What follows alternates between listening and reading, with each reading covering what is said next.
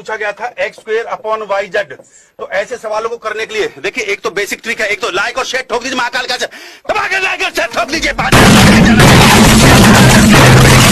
पूरा साल मेहनत करता हूं आपके लिए बेटा, ऐसा नहीं चलेगा, ऐसा नहीं चलेगा।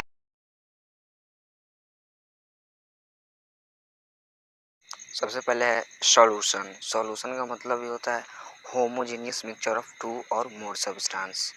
और सॉल्यूशंस में जानते हो कि दो कंपोनेंट्स होता है, जो लार्ज अमाउंट में होता है वो सॉल्वेंट होता है, और जो उससे कम में होता है वो सॉल्यूट होता है। सॉल्यूशन के टाइप्स है यहाँ पे बाइनरी सॉल्यूशन। बाइनरी सॉल्यूशन में ओनली वन सॉल्यूट होते हैं, और टर्नरी में टू होते हैं, और क्वाटरनरी में थ्री सॉल्यूट्स होते हैं। Dissolution. Dissolution depends upon a combination of energy and entropy factor. Dissolution is spontaneous कब होगा? जब डिक्रीज इन पोटेंशियल एनर्जी और increase in entropy. Dissolution of solute मतलब सॉल्यूट का डिसोल्यूशन होने के लिए रिक्वायर्स होता है input of energy. Input of energy होगा तो ब्रेक होगा इंटरमोलिकुलर बॉन्ड, सिंपल सी बात है। उसके बाद है polar solvent molecules. Polar solvent molecules होता है वो bound by dipole dipole interaction, और जो नॉन पोलर सॉल्वेंट मॉलिक्यूल्स होते हैं वो बाउंड बाय लंडन फोर्स, जिसको कहा जाता है वैंडर वाल force. Solvent is moderately strong if molecules can form H bond in water. Non polar solvent is weak. याद रखिएगा, पोलर सॉल्वेंट moderately strong और non polar solvent is weak, but non-polar solvent is weak but may become moderately strong if molecules are large. उसके बाद यहाँ पे आता है every solute molecules, ठीक है ना। every solute molecules to remain in solution must be bonded to surrounding solvents molecules, ठीक है ना। उसके बाद due to the formation of these bonds gives off energy called solvation energy। इसको याद रखिएगा, ये बहुत इंपॉर्टेंट टॉपिक है, सोल्वेशन एनर्जी। उसके बाद आता है कुछ फार्मूला, जैसे कि मोल fraction of A. Mole fraction निकालने के लिए हम किसी भी चीज़ का मोल फ्रैक्शन निकालना है तो उसका क्या करेंगे, मोल्स निकालेंगे, नंबर ऑफ मोल्स, और उसमें डिवाइड करेंगे टोटल मोल्स उस सॉल्यूशन का। और दूसरा जैसे सॉल्यूशन में दो होता है ना, तो दूसरा का निकालना है तो एक माइनस कर देंगे तो हो जाएगा। उसके बाद मास का निकाला जाएगा, उसका मास, जैसे कि हमको निकालना है मास परसेंट का हो जाएगा मास of solute by total mass of solution into 100। Volume percent का हो जाएगा volume of solute by volume of solution into 100। उसके बाद आता है मास बाई वॉल्यूम परसेंट। तो सिंपल सी बात है, मास of solute by volume of solution into 100, और पार्ट्स पर million. Mass of solute by mass of solution into 10⁶, ये मास पे है, और पार्ट पर मिलियन वॉल्यूम रहेगा तो volume of solute by volume of solution into 10⁶। और एक और होता है PPB, पार्ट्स पर बिलियन, उसमें सिर्फ क्या किया जाएगा, सिंपल सी बात है, उसमें 10⁹ से मल्टीप्लाई करेंगे। और मोलारिटी तो इसमें हो जाता है number of moles of solute पर 1 लीटर। पर 1 लीटर मतलब वॉल्यूम ऑफ सॉल्यूशन होना चाहिए ना, 1 लीटर में होना चाहिए बस। और मोलारिटी यहाँ पे छूट गया है, जो कि हो जाएगा number of solution. Ideal solution जो होता है, जो ओबे करते हैं राउल्ट्स लॉ को, at entire range of temperature and concentration, ठीक है। और surface area is directly proportional to rate of vaporisation. Vaporization of liquid occurs when molecules in the bulk reaches the surface with sufficient kinetic energy to overcome the inward pull of other molecules. Stronger is the attractive force, less tendency to vaporize. उसके बाद है enthalpy ideal solution, मतलब delta H mix in zero enthalpy में ideal solution में। उसके बाद है standard मतलब नॉन आइडियल सॉल्यूशन, जो कि ओबे नहीं करता है राउल्ट्स लॉ को, नॉन आइडियल सॉल्यूशन। उसके बाद इसके दो टाइप्स होते हैं, पॉजिटिव और नेगेटिव डेविएशन। पॉजिटिव डेविएशन में पता क्या होता है, टोटल वेपर प्रेशर है ना हायर होता है, जो given by Raoult's law. Total vapour pressure जो होता है ना हायर होता है गिवन बाय राउल्ट्स लॉ। उसके बाद in positive deviation A B is weaker than A B B interaction. उसके बाद negative deviation, total vapour pressure is less than the given by Raoult's law. इसमें क्या होता है, नेगेटिव में ए बी इज स्ट्रॉन्गर होता है than A B B interaction.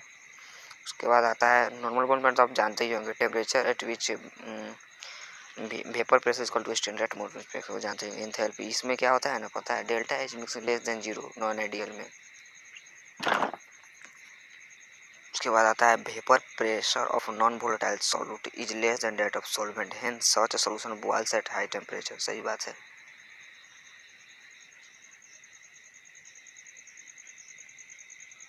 उसके बाद आता है सॉल्युबिलिटी, जो कि उसका डिफिनेशन आपको पता ही होगा, सब बुक्स में अलग अलग रहते हैं।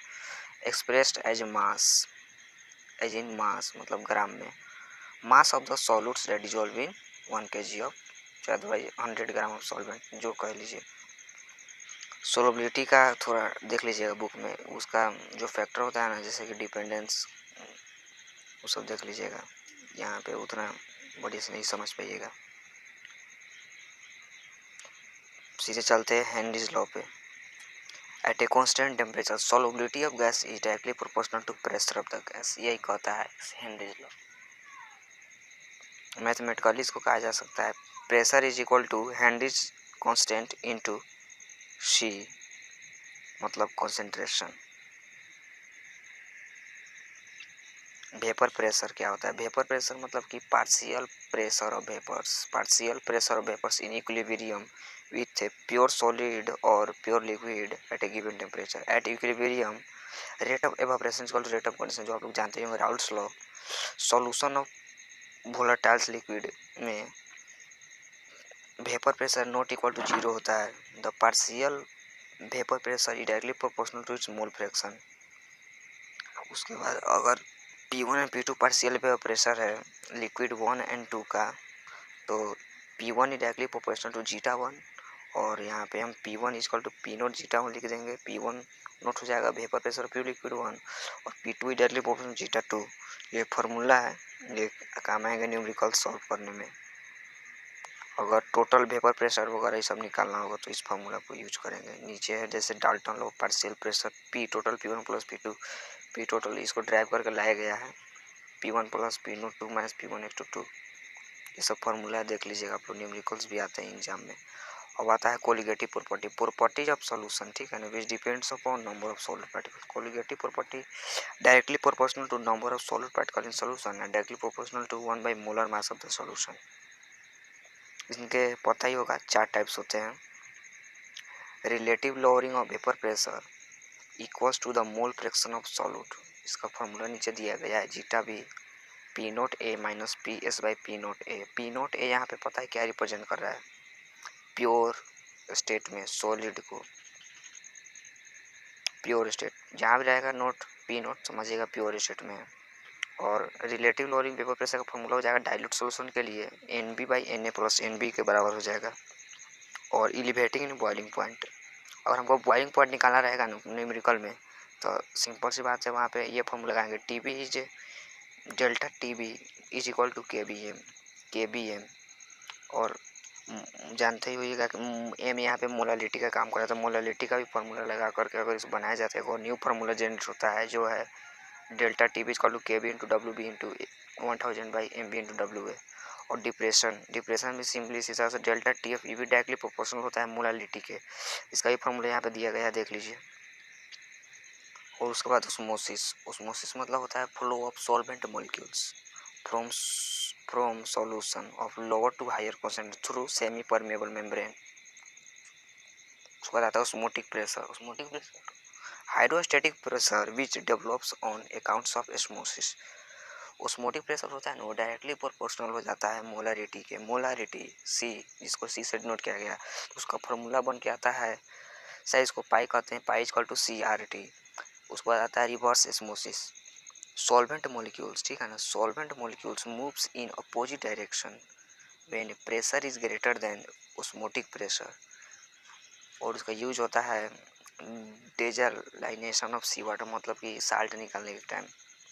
और आइसोटोन क्या होता है? जब इक्वल होगा ओस्मोटिक प्रेशर, तब आइसोटोनिक हाइपोटोनिक, जब पाई 1 लेस होगा पाई 2 से, जब पाई 1 ग्रेटर होगा पाई 2 तब हाइपोटोनिक। उसके बाद abnormal molecular mass of solute, ठीक है ना, molecular mass of solute calculated by using colligative property does not coincide with the actual molecular mass of solute, उसको कहा जाता है abnormal molecular mass. Dissociation when an electrolyte is added to water और it dissociate into ions, उसको कहा जाएगा dissociation. Association, some organic compound which dissolve in non polar solvent it undergo association to form aggregated species such A dimer. उसके बाद आता है भांट of factor, उसको Y से डिनोट किया जाता है। उसका फॉर्मूला होता है MC/MO, मतलब कि मास जो कैलकुलेट किया जाएगा ना और मास जो ऑब्जर्व किया जाएगा उसका रेशियो। और इसका एक और फार्मूला हो जाता है observed colligative property bye calculated colligative property. Dissociation होगा जब आई ग्रेटर होगा 1 से, और एसोसिएशन होगा जब आई छोटा होगा 1 से। उसके बाद आता है न्यूमेरिकल दिया रहेगा find the degree of dissociation, मतलब कि फाइंड द डिसोसिएशन। तो डिसोसिएशन निकालने का फार्मूला है I-1/n-1, और एसोसिएशन निकालने का फार्मूला 1-I/1-1/n, और n का वैल्यू डाइमर के लिए 2 होता है, टाइमर के लिए 3 होता है, आप लोग देख सकते हैं। और मॉडिफाइड कोलिगेटिव प्रॉपर्टी जो उसमें सिर्फ इंक्लूड आई, मतलब आई को इंक्लूड कर देना रहता है, यहाँ पे दिखाया गया है, देख सकते हैं आप। रिलेटिव के लिए elevation in boiling point, depression in freezing point, इस सब पे न्यूमेरिकल आते हैं। तो thank you, bye, take care.